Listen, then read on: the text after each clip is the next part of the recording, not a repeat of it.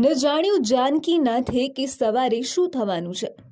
વહેલી સવારે પરીક્ષા આપવા જનાર વિદ્યાર્થી હિતેશને ક્યાં ખબર હતી કે ઘરે તે પરત જ નહીં ફરે। આ વાત છે ધાનેરા નેનાવા હાઈવે પર અકસ્માતની। તો પિકઅપ ડાલા અને બાઇક વચ્ચે અકસ્માત થયો, જેમાં પરિવારના લાડકાનું મોત થયું છે।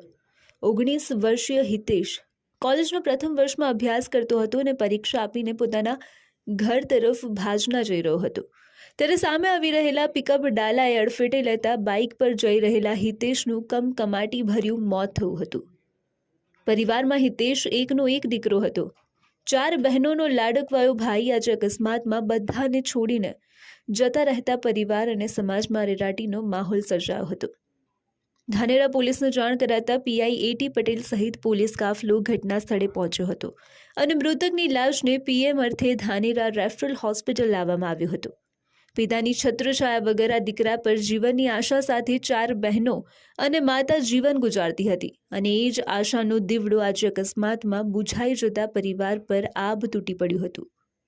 ધાનેરામાં બેફામ વાહન ચાલકો, ઓવરલોડ ડમ્પર, લીલા લાકડા ભરેલ ટ્રેક્ટર અને લોડિંગ ઘાસચારો ભરેલ વાહનો પર કાયદાની લગામ નહીં લગાવવામાં આવે તો આ વાહનો અનેકના ભોગ લેશે, એ વાતનો ઇનકાર પણ ન કરી શકાય। ત્યારે હવે જોવાનું એ રહ્યું કે આવા વાહનો પર ધાનેરા પોલીસ ક્યારે કડક હાથે કામ લઈ કાયદાના પાઠ ભણાવે છે કે નહીં।